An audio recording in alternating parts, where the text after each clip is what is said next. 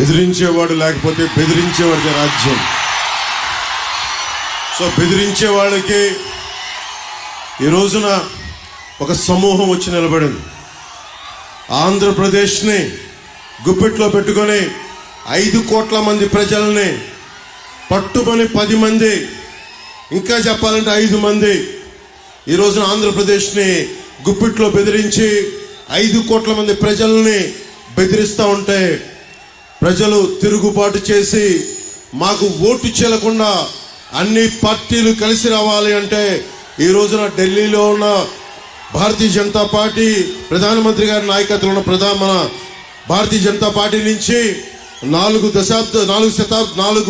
దశాబ్దాల సుదీర్ఘ అనుభవం, ముఖ్యమంత్రిగా పోటీ చేసే మనకి రాష్ట్రాన్ని నడిపిన, ఉమ్మడి రాష్ట్రాన్ని నడిపిన అనుభవం, ఎన్ని ఆటుపోట్లున్నా తట్టుకున్న సమర్థత, ధైర్యం, అన్నింటికీ వాటన్నిటితో పాటు జన సైనికులు, వీర మహిళలు 5 సంవత్సరాలుగా వైసీపీ తోటి పోరాటం చేస్తూ ఈ రోజున రాష్ట్రానికి, ఈ రోజున ఈ పొత్తుకే వెన్నంటి ఉన్న, వెన్ను దన్నుగా ఉన్న మీ అందరికీ నా హృదయపూర్వక నమస్కారాలు, హృదయపూర్వక ధన్యవాదాలు. ఈ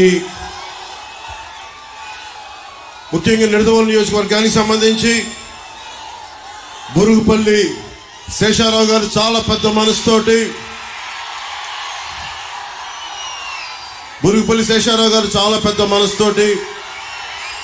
మన కందుల దుర్గేష్ గారికి ఇక్కడికి పోటీ చేసే అవకాశం కల్పించడం మనస్ఫూర్తిగా నిడదవోలు నియోజకవర్గ ప్రజలందరి తరపు ముందు మీకు మనస్ఫూర్తిగా జనసేన పవన్ కళ్యాణ్ ప్రెసిడెంట్ గారిని మీకు కృతజ్ఞతలు తెలియజేస్తా ఉన్నాను. అలాగే శ్రీ కేఎస్ జవహర్ గారికి టీడీపీ ఈస్ట్ గోదావరి జిల్లా అధ్యక్షులు, అలాగే శ్రీ పి దత్తు గారికి Bharatiya Janata party parliament incharge గారికి, బండి సత్యనారాయణ గారికి, అలాగే సుజీ రంగారావు గారికి, మంత్రివర్యులు, మాజీ మంత్రివర్యులు, అలాగే కొటికుల్పూడి గోవిందరావు గారికి, జనసేన పశ్చిమ గోదావరి జిల్లా అధ్యక్షులు బివిఎస్ఎన్ ప్రసాద్ గారికి, కందుల దుర్గేష్ గారికి మనస్ఫూర్తిగా మీ అందరి తరఫున కృతజ్ఞతలు, హృదయపూర్వక స్వాగతాలు తెలియజేసుకుంటూ ఒకటే మాట ఇందాక తణుకులో చెప్పాం, మేం మీకు ఇన్ని కోట్ల మంది ప్రజలకి, నలిగిపోతున్న యువతకి ఉపాధి అవకాశాలు, ఉద్యోగాలు, పరిశ్రమలు, అభివృద్ధి దిశగా ఉన్న రాష్ట్రం క్షేమంగా ఉండాలి అని ఆలోచించి చాలా పెద్ద మనసుతోటి అందరూ ఒకరినొకరు తగ్గించుకొని, సైజ్ తగ్గించుకొని, చంద్రబాబు గారు కూడా తెలుగుదేశం పార్టీ సంస్థాగత నిర్మాణం ఉండి కూడా రాష్ట్ర ప్రజల క్షేమం కోసం, సంక్షేమం కోసం అందరం సైజులు తగ్గించుకొని ఈ రోజున ఉమ్మడిగా నిలబడతా ఉన్నాం. ఒకటే, మీ భవిష్యత్తు కోసమే, మీ ఉపాధి అవకాశాల కోసమే, మీకు అండదండగా ఉండడం కోసమే. రౌడీ రాజ్యం పోవాలి, రామరాజ్యం రావాలి, ధర్మం నిలబడాలి. ఇందాక తణుకులో నేను ఆఖరణ మాట్లాడాను, మనకి అనుభవం, కూటమి ప్రభుత్వం ఏం చేయబోతుంది, ఎలాంటి కార్యక్రమాలు ఉంటాయి, ఎలాంటి సంక్షేమ కార్యక్రమాలు ఉంటాయి, వీటన్నిటినీ ముఖ్యమంత్రిగా సుదీర్ఘమైన అనుభవం ఉన్న చంద్రబాబు గారు నేను మాట్లాడిన తర్వాత వారి అనుభవంతో చాలా లోతుగా విశ్లేషణతో వారు మీతో మాట్లాడతారు. దానికి ముందు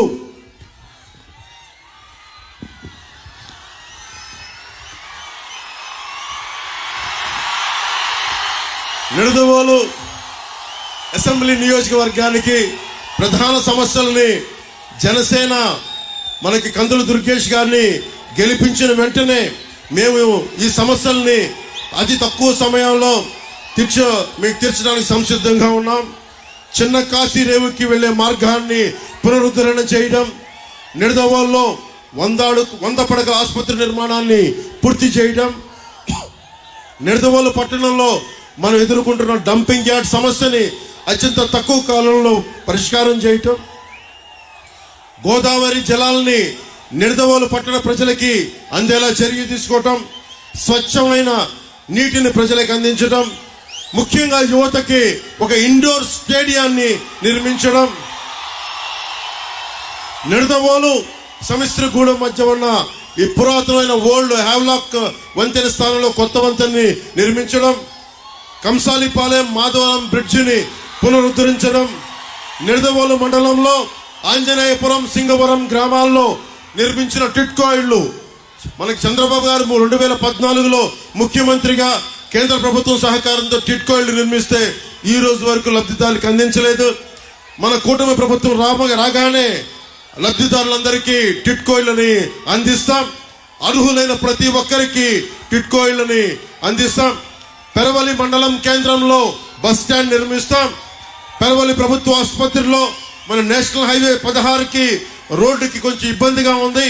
అరటి రైతులు ఇతర రైతాంగం ప్రజలు తణుకు వెళ్ళడానికి ఆ కటింగ్ ని వెంటనే రాగానే వచ్చి చర్యలు తీసుకుంటాం. కానూరు నడుపల్లి తణుకు రోడ్డుని ఆధునీకరిస్తాం. ముక్కాల నుండి పెరవలి వరకు రోడ్డుని ఆధునీకరణ, మర్రెపాలెం బ్రిడ్జిని అందరికి అసౌకర్యంగా ఉంది, దాన్ని వెడల్పు చేయటం. నిడదవోలు అసెంబ్లీ నియోజకవర్గంలో జగన్ పాలనలో రోడ్లు గుంతలమయమైపోయింది. వచ్చిన 3 నెలల సమయంలోనే గుంతలన్నీ పూడ్చి కొత్త రోడ్లకి మాకు వేసే చర్యలను తీసుకుంటామని తెలియజేసుకుంటూ,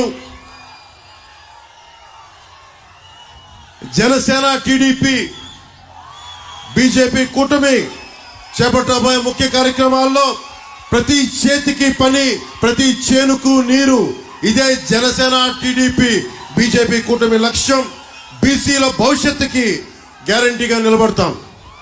మీరు పోలవరం ప్రాజెక్ట్ ఇందాక తణుకులో మాట్లాడుతూ ఉన్నా, ఈ ఇరిగేషన్ మంత్రి ఉన్న వైసీపీ మంత్రి పోలవరం ప్రాజెక్ట్ ఎప్పుడంటే అబ్బని తీయని దెబ్బ ఎంత కమ్మగా ఉందో అబ్బా అని దానికి డాన్స్ ప్రాక్టీసులు తప్ప ఎవరైనా మంత్రి పోలవరం ప్రాజెక్ట్ ఎప్పుడు నిర్మిస్తారంటే మేము పలానా సమయంలో నిర్మిస్తాం బాధ్యతగా మాట్లాడటం.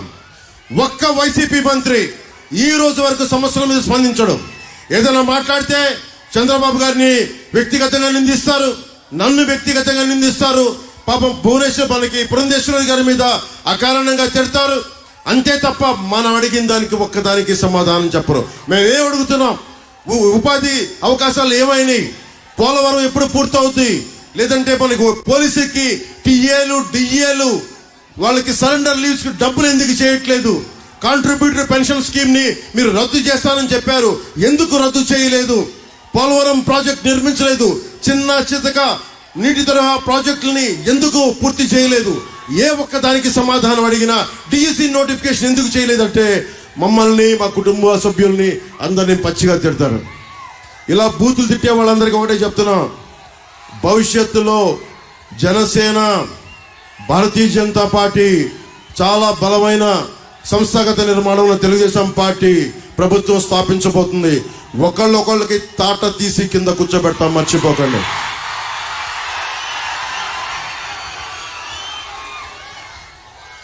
పాపం వైఎస్ వివేకానంద రెడ్డి గారిని చంపేసి ఆ హంతకులు వెనకేసుకొస్తా ఉన్నారు. వాళ్ళ ఇంట్లో వాళ్ళకే రక్షణ లేదు, సొంత చెల్లెళ్ళకే రక్షణ లేదు. సొంత చెల్లెల్ని గోడకేసి కొట్టినోడు.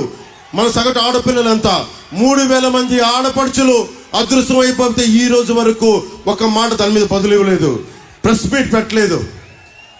మేము కోరుకుంటుంది ఆడపిల్లలకి భద్రతగా ఉండే సమాజం, ఉపాధి కల్పించే ప్రభుత్వం, అన్నిటికీ రైతాంగానికి అండదండలుగా ఉండే ప్రభుత్వం. సిపిఎస్కి ఇందాక తణుకులో చెప్పాను, ఎక్కడికి వెళ్ళినా సరే సిపిఎస్ గురించి, ఉద్యోగుల గురించి అడిగితే నేను ఒక ఉద్యోగి కొడుకుగా చెప్తున్నాను.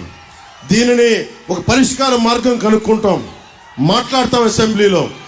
ఇంత వైసీపీ 151 మంది సభ్యులు, 30 పైగా పార్లమెంట్ సభ్యులు పెట్టుకుని ఏ ఒక్కరికి కూడా ఈ రోజు వరకు సమాధానం లేదు.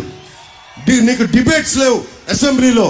మీరు ఊహించుకోండి, ఇప్పుడు దాకా జరగని అద్భుతమైన డిబేట్స్, చక్కని డిబేట్స్, పరిష్కార మార్గాలు కూటమి ప్రభుత్వం రాగానే 2024 మే 14 నుంచి మనకు జూన్ తర్వాత రిజల్ట్స్ వచ్చినప్పటి నుంచి నిజంగా ఒక ప్రజాస్వామ్య బలంతో కూడిన ప్రభుత్వం, బలమైన రాష్ట్ర సంక్షేమానికి కోరుకున్న నాయకులు ఎలా పనిచేస్తారు, ఒక సమస్య చెప్తే మేము ఒళ్ళొంచుకొని పనిచేస్తాం.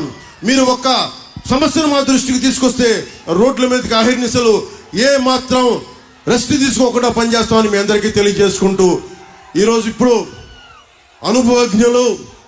అనుభవజ్ఞులతో ఆయన అనుభవంతో రాష్ట్రాన్ని బలమైన పదంతో మార్గంలో నడిపించిన సీనియర్ నాయకులు తెలుగుదేశం జాతీయ అధ్యక్షులు శ్రీ చంద్రబాబు నాయుడు గారిని మాట్లాడమని కోరుకుంటున్నాను.